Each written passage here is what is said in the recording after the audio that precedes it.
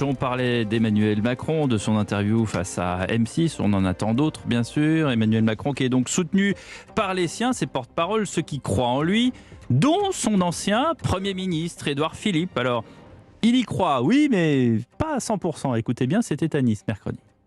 Ce bilan du président de la République, c'est aussi mon bilan. Et je l'assume et je le défends parce que je pense qu'il est défendable. Parce que je pense qu'il est bon. Pas parfait. Pas parfait. Ça n'existe pas les bilans parfaits. Ça n'existe pas les bilans parfaits.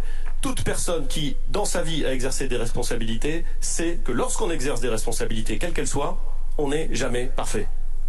Ça n'existe pas. Les seuls qui ne se trompent pas sont les gens qui ne font rien.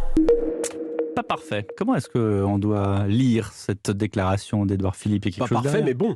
Ouais, mais bon, a dit, oui, c'est le verre. Édouard Philippe. Vous voulez que je vous montre mon verre d'eau? Parce que c'est aussi le mien. Il est à moitié plein ou à moitié vide? Mais parce que c'est aussi le mien. C'était ça. Édouard Philippe, et vous savez, il me fait penser un peu à... C'est la campagne de 2002, quand Jacques Chirac faisait campagne pour se faire réélire et Nicolas Sarkozy faisait une campagne pour s'entraîner, préparer celle de 2007. Eh bien, Édouard Philippe, c'est un peu ce qu'il fait là. Ouais. Il fait campagne pour faire réélire Emmanuel Macron. Je ne suis pas sûr qu'Emmanuel Macron en ait forcément besoin, mais enfin bon, il fait campagne pour faire réélire Emmanuel Macron. Et puis lui, il s'entraîne pour celle de 2027, puisque clairement, il est en train d'essayer de s'imposer dans le jeu très compliqué de la Macronie et un peu au sens large du terme. Lui, il fait surtout campagne chez tous ses copains maires de droite pour essayer de garder la main sur ce centre droit qui lui correspond.